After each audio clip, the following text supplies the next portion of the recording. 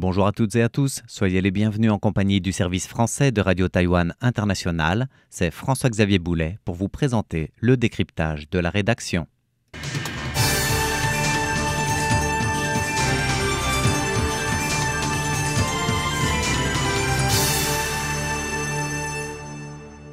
L'actualité politique taïwanaise de ce lundi reste celle du lendemain du week-end de vote, de référendum et de destitution à l'encontre de 7 députés du Kuomintang qui, comme lors de la première vague de tentatives du 26 juillet dernier, connaît le même sort avec aucune destitution actée.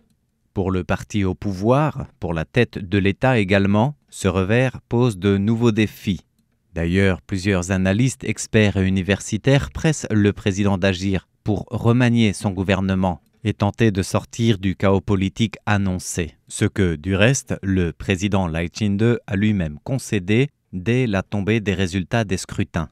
Alors autant dire que les rumeurs et tractations vont bon train autour d'un remaniement plutôt resserré pour renforcer une communication avec l'opposition, jusqu'aux partisans d'un remaniement plus général avec une stratégie des ministères clés à renforcer ou à renouveler. Et bien évidemment, les avis divergent.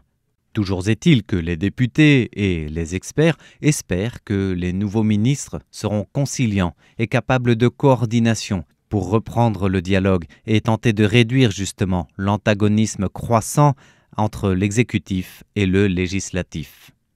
Vous l'aurez compris, aussi inévitable que imminent, un remaniement ministériel est sur toutes les bouches, même sur celles des députés de la majorité, minoritaire au Parlement, et pour qui les nouveaux ministres devront reconquérir l'opinion publique, faire preuve de combativité, être proches du peuple, répondre efficacement aux besoins de la société au lieu de seulement se focaliser sur l'affrontement avec l'opposition. Un affrontement qu'eux-mêmes, du reste, continuent d'alimenter au sein de l'hémicycle. Pour le député Chong Chia-ping du Parti démocrate progressiste, justement, sans critiquer ouvertement les ministres actuels de son parti, il estime que l'attitude du gouvernement devra changer. Le gouvernement Cho Jong-tai I, annoncé comme celui de l'innovation et de l'intelligence artificielle, a fait son temps, faute de pouvoir compter sur le soutien législatif. Le gouvernement Cho Jong-tai II devra donc devenir plus proactif, définir lui-même les enjeux et priorités, au lieu de simplement rester sur la défensive face au projet de loi soulevé par les députés d'opposition majoritaire. Du côté des chercheurs et analystes de la situation politique taïwanaise actuelle, il n'a jamais été autant essentiel de chercher l'unité nationale au sein de l'exécutif et du législatif, et cela passe par le remplacement de certains postes ministériels. C'est en tout cas ce qu'assène Xiao Yiqing, qui est chercheur et directeur du Centre de recherche électorale à l'Université nationale Zhengzhou, l'Université de sciences politiques de Taïwan, et qui estime que non seulement un remaniement ministériel est indispensable, mais en plus il ne peut se cantonner qu'à une question de communication. Selon lui, il faut d'abord écarter les ministres les plus controversés à l'heure actuelle, pour enrayer la chute de popularité du gouvernement Cho Jong-tai I. Et il poursuit que, en plus de leurs compétences, les futurs ministres devront aussi être capables de réduire les conflits et oppositions palpables entre l'exécutif et le législatif à tous les échelons, et pas seulement compter sur un porte-parole du gouvernement ou un portefeuille de la communication. Si le gouvernement poursuit dans la voie de la confrontation, cela ne jouera pas en sa faveur, surtout dans le contexte international actuel.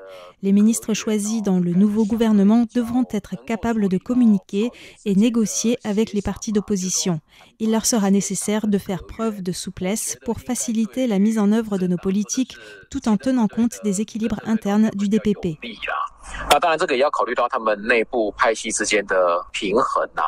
Xiao Yiqing estime aussi que les négociations entre majorité et opposition devront avoir lieu dès les phases de consultation, y compris pour les nominations, afin d'éviter de nouvelles paralysies, en privilégiant des profils qui sont acceptables par tous. Et le chercheur insiste sur la nécessité de compromis de part et d'autre pour sortir de l'impasse politique actuelle. Autrement dit, Bien que confortés par le rejet des votes de destitution, les députés d'opposition ont aussi leur carte de responsabilité à jouer pour une sortie de crise politique. Quant à Zhang Junhao, qui est professeur et directeur du département de sciences politiques à l'université Tonghai, la vague massive de campagnes de destitution du 26 juillet puis du 23 août traduisent une opinion publique plus critique du gouvernement, allant jusqu'à un ras-le-bol qui semble se généraliser. Remanié pourrait donc servir de pare-feu en quelque sorte. Toutefois, il estime que le président Lai Ching-te devra impérativement sortir au contact de la population, au contact de l'opposition, pour accepter et apprendre à gouverner en situation de majorité relative, ce qui exige davantage de dialogue et de compromis bien trop absents du gouvernement Cho Jong-tai I.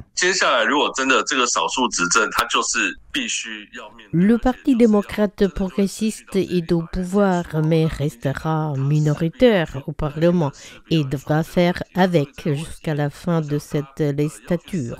Désormais, il incombe au président Lai Ching-te de trouver absolument un moyen positif de dialoguer et de coopérer avec les partis d'opposition s'il souhaite faire avancer ses projets de loi.